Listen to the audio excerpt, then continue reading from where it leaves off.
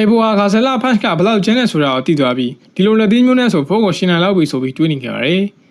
ခေါမကဘာကတော့အေဘိုရဲ့ဂါဇလာဖန့်ရှာပြေဆုံးသေးဘူးဆိုပြီးဒီတက်ပို့ထွေးရမလို့ပြောခဲ့ပါတယ်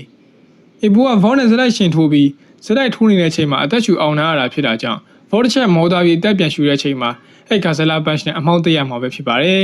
အဲ့လိုဖြစ်တာကြောင့်ဘောထိုက်ပို့ပြီးခံနိုင်ရင်ကောင်းအောင်လေ့ကျင့်ထားမှထိုးနိုင်မယ်အနေထားမျိုးပဲဖြစ်ပါတယ်အဲ့ဒါကြောင့်အေဘိုကခံနိုင်ရင်မြင့်ပြီးလေ့ကျင့်ခန်းတွေနဲ့ဂါဇလာထိုးချက်ကိုအထောက်အကူပြုမဲ့အောက်ပိုင်းလေ့ကျင့်ခန်းတွေကိုနှစ်ဆတင်ပြီးအသက်ကုန်လေ့ကျင့်ခဲ့ပါတယ်တစ်ဖက်မှာဖောကလည်းအေဘိုရဲ့ဘိုးတွေကိုခဏခဏကြည့်နေခဲ့ကအေဘိုကိုလေးလာနေရင်အေဘိုဟာဖောင်းစင်းကိုတော်တော်ချစ်တဲ့ဘောက်စားတယောက်ဆိုတာကိုဖောကအေဘိုရဲ့မျက်နှာကိုကြည့်ပြီးတီးခဲ့ရပါတယ်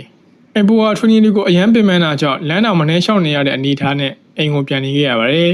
ခီယိုမန်နဲ့အော်ဂီတို့ကခေါမကောင်ဝါကရုရှားနီးပြတ်ကိုစိတ်တူပြီးအေဘိုကိုအသေးဖြစ်နေခဲ့တာဖြစ်ပြီးပွဲချမထိုးနိုင်ပဲဖြစ်နေအောင်ပဲဆိုပြီးအေဘိုကိုအတွေးလုံးအောင်အားချောင်းသွားခဲ့ကြပါတယ်အေဘိုလည်းအိမ်ရောက်တော့အော်ဂီနဲ့ခီမရာတို့ရဲ့စကားကြောင့်အတွေးလုံးတဲ့ချိန်လူတယောက်ကအေဘိုရဲ့အိမ်ကိုရောက်လာခဲ့ပါတယ်အဲ့ဒီလူကတော့အခြားလူမဟုတ်ဆရာဝန်မယာမကုချီပဲဖြစ်နေခဲ့ပြီးယာမကုချီကအေဘိုကိုတွေ့တော့ရင်မနှဲထည့်ပြီးကောက်ဖက်လိုက်တာတုတ်ကြီးတို့လည်းပျော်သားခဲ့ပါတယ်ဆက်ပြီးတော့အိမ်မှာဘယ်သူမှမရှိဘူးမလားအိမ်ခန်းထဲသွားအောင်ဆိုပြီးအေဘိုကိုပြောတော့တုတ်ကြီးတို့လည်းကြောင်သွားခဲ့ပါတယ်အိမ်ခန်းထဲရောက်တော့လည်းယာမကုချီကအိယာပေါ်တက်ပြီးအမြန်လာလို့ခေါ်နေတာကြောင့်တုတ်ကြီးတို့လည်းတုတ်ထလာခဲ့ပြီးအိယာပေါ်မှာထားကော့ပြခဲ့ပါတယ်ယာမကုချီကလည်းဘာတွေလုပ်နေရလဲဆိုပြီးတုတ်ကြီးရဲ့အတုတ်ကြီးကိုကောက်ထုချလိုက်ပြီးအေဘိုဟာလေ့ကျင့်ခန်းနဲ့ပြင်းပြင်းထန်ထန်လှုပ်ထားတာကြောင့်အေဘိုကိုအကျော်လျှော့ပေးပြီးနှိပ်ပေးဖို့ခေါမကဝါကအကူအညီထောင်းထားလို့လာနေပေးတာပဲဖြစ်ကြောင်းယာမကုချီကပြောပြခဲ့ပါတယ်ခေါမကဝါဟာသူအေဘိုကိုအလွန်အကျွံနဲ့ခမ်းမိပြီလားဆိုပြီးအေဘိုကိုစိတ်ပူနေတာကြောင့်ယာမကုချီကိုလွတ်လိုက်တာပဲဖြစ်ပါတယ်အတွေးလုံးနေတဲ့အေဘိုလည်းအဲ့ခါကျမှခေါမကဝါရဲ့ရှင်နာကိုတည်သွားခဲ့ပါတယ်နောက်နေ့မနေ့ရောက်တော့ခေါမကဝါကအေဘိုကိုအပြေးလေးချင်းပေးဖို့စောင့်နေခဲ့ပြီးအေဘိုခြေထောက်တင်ထားပြီးမလာနိုင်ပါဘူးစိုးရိမ်နေခဲ့ပါတယ်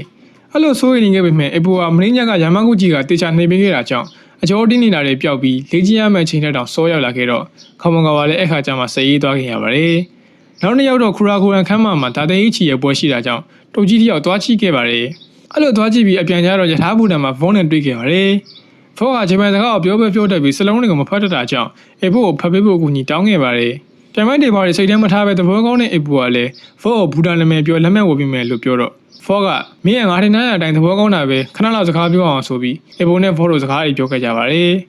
အေဘိုလည်းဖောနဲ့စကားပြောကြည့်တော့မှဖောဟာလက်ဝက်ကိုကြိုက်လို့ထိုးနေတာမဟုတ်ပဲရုရှားမှာရှိတဲ့သူ့မိန်အတွက်ပတ်စံရှာဖို့ထိုးနေရတဲ့အမေနဲ့ပြန်တွေ့ချင်နေတဲ့ဘဲတူဝေတာဖြစ်တာကိုသိတတ်ရပါတယ်အေဘိုတို့လည်းစကားတွေအများကြီးပြောခဲ့ကြပြီးအေဘိုကယထာလက်မှတ်ဝယ်ပြီးကဖောကိုနှုတ်ဆက်ပြီးပြန်လာခဲ့ပါတယ်